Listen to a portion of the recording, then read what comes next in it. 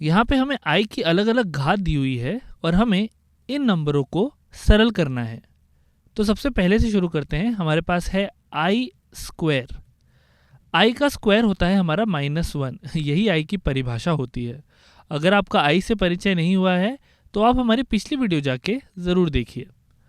आगे बढ़ते हैं आई क्यूब पे। अब आई क्यूब निकालने के लिए मैं इसको लिख सकता हूँ आई की घात 2 धन 1 यानी 2 + 1। और यहाँ पे मैं इसको इस तरीके से तोड़ सकता हूँ आई स्क्वायर गुना आई की घात 1। यही चीज़ हम वास्तविक संख्याओं के लिए भी करते थे। अगर मेरे पास 5 क्यूब है तो मैं इसको 5 की पावर 2 यानी 5 की घात 2 गुना 5 लिख सकता हूँ। और यही चीज़ हम काल्पनिक संख्याओं के लिए भी कर सकते हैं। अब आई स्क्वायर मुझे पता है होता है -1 इंटू आई की पावर 1 को मैं आई लिख सकता हूँ यानी -i। ये हो गया मेरा आई क्यूब। तो ये पहला सवाल था, ये दूसरा सवाल था। अब हम बढ़ते हैं तीसरे सवाल पे। तीसरा सवाल है हमारा आई की घात 4। अब आई की घात 4 के लिए मैं इसको फिर से तोड़ने की कोशिश करता हूँ। मैं इसको 4 को मैं 3 + 1 लिख सकता हूँ। जैसे यहाँ पे मैंने 3 को 2 + 1 लिखा था, 4 को 3 + 1 लिख सकता हूँ। तो ये हो जाएगा आई क्यूब गुना आई। अब आई क्यूब हमने अभी निकाला होता है -i और यहाँ पे मेरे पास एक आई है। अब आई गुना आई हो जाएगा आई स्क्वायर, जो कि हमें पता है -1 होता है। तो ये हो गया -(-1) यानी 1। तो आई की घात 4 हो गया 1। इसको हम आई स्क्वायर गुना आई स्क्वायर करके भी निकाल सकते थे, जल्दी आ जाता, पर आई की घात 4 1 होती है, ये हमने निकाल लिया है। अगले सवाल पे बढ़ते हैं। अगला सवाल है आई की घात 9। तो आई की घात 9 निकालनी है अभी।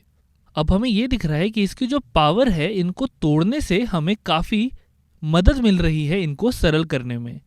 तो मैं ये सोच रहा हूँ कि मैं इसको कैसे तोड़ूँ, मैं आई की घात 9 को कैसे तोड़ूँ ताकि मैं जल्द से जल्द इसको सरल कर पाऊँ। 1 मिनट के लिए इस वीडियो को पॉज कीजिए और सोचिए कि आप कैसे आई की घात 9 को तोड़ोगे इसको सरल करने के लिए। उम्मीद है आपने कोशिश की होगी। एक तरीका इसको सरल करने का ये है कि मैं इसको लिख दूँ आई की घात 8 + 1। अब ऐसा क्यों किया मैंने? क्योंकि देखो आई की घात 8 गुना आई की घात 1 जब मुझे मिलेगा तो मैं इस आई की घात 8 को इस तरीके से लिख सकता हूँ आई की घात 4 और इस पूरे की घात 2 गुना आई। इससे क्या फ़ायदा हुआ? मुझे पता है कि आई की घात 4 क्या होती है, 1 के बराबर होती है। तो मैं इसको लिख सकता हूँ 1 की घात 2 गुना आई यानी 1 स्क्वायर इंटू आई। ये हो जाएगा आई के बराबर।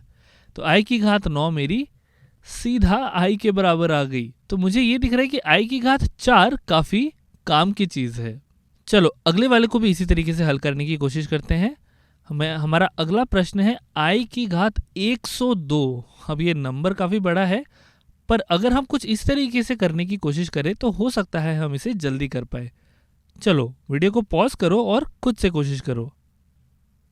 उम्मीद है आपने कोशिश की होगी। अब मुझे पता है कि मुझे 4 की घात का प्रयोग करना है, तो मैं इसको आई की घात 4 की पावर कुछ लिखना चाहता हूँ। अब यहाँ पे मेरे पास 102 है। 102 तो मेरा 4 से भाग नहीं किया जा सकता सीधा सीधा, पर 100 को किया जा सकता है। तो यानी कि अगर मैं 100 के बारे में सोचूं, इसको ऐसे लिख दूं 100 + 2 और इस 100 को हम भाग कर सकते हैं। इस 100 को हम क्या लिख सकते हैं? इसको हम लिख सकते हैं 4 गुना 25। तो इसका मतलब है मैं इस आई की घात 4 को लिख सकता हूँ, इस 102 को लिख सकता हूँ आई की घात 4 की घात 25। ये हो गया मेरा आई की घात 100 और इसको मैं आई की घात 2 के साथ गुना कर दूंगा ताकि मेरे को मिल जाए आई की घात 102। तो आई की घात 4 है हमारे पास फिर से 1 के बराबर। आई की घात 4 याद रखना 1 के बराबर है। तो मैं इसको 1 की घात 25 गुना आई स्क्वायर लिख सकता हूँ। 1 की घात 25 क्या होती है? 1 और आई स्क्वायर होता है हमारा -1। तो ये हल होके आ गया -1। तो फिर से हमें 4 की घात ने बहुत मदद की है। चलो अगले प्रश्न पे चलते हैं। अगला प्रश्न है हमारा आई की घात 4003। इसको देखते हैं। फिर से वीडियो को पॉज करो और खुद से कोशिश करना। तो देखते हैं अब इस 4003 को मैं कैसे कर सकता हूँ।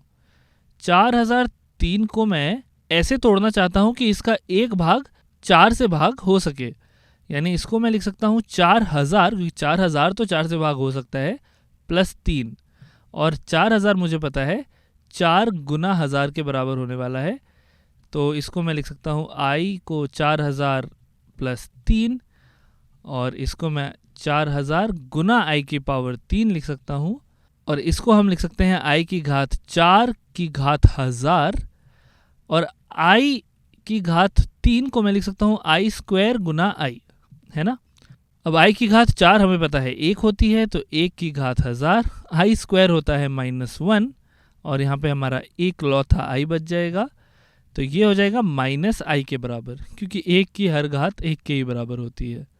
तो इस तरीके से हमने इसको भी, एक बड़े नंबर को भी इस तरीके से तोड़ के कि इसका एक भाग हम 4 से भाग कर सके, इस तरीके से तोड़ के हम इसको हल कर सकते हैं।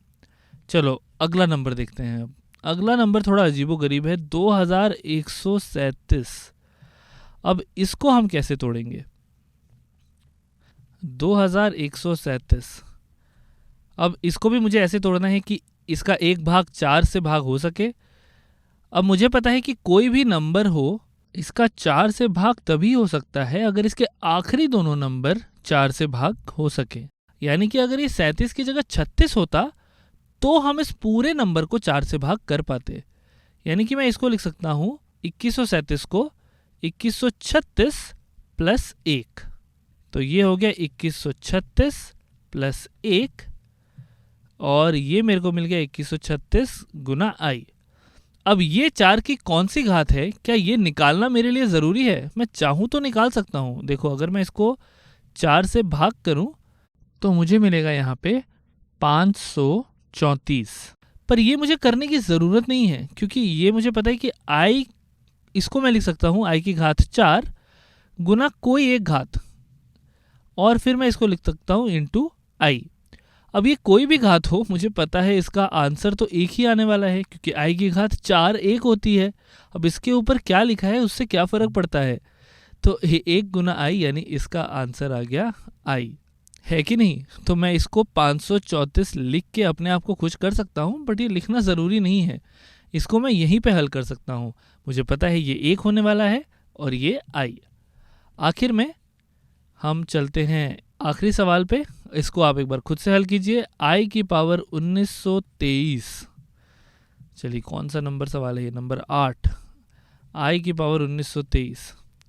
अब फिर से 1923 है, अगर इसके आखिरी दो नंबर 4 से भाग हो सकते तो मैं इसको 1 लिख देता, बट ये 23 है तो मैं इसको 1920 प्लस 3 ऐसे लिख सकता हूँ। अब ये क्योंकि ये 20 है तो ये 4 से भाग हो जाएगा पक्का पक्का, तो मैं इसको लिख सकता हूँ 1920 गुना i की घात 3।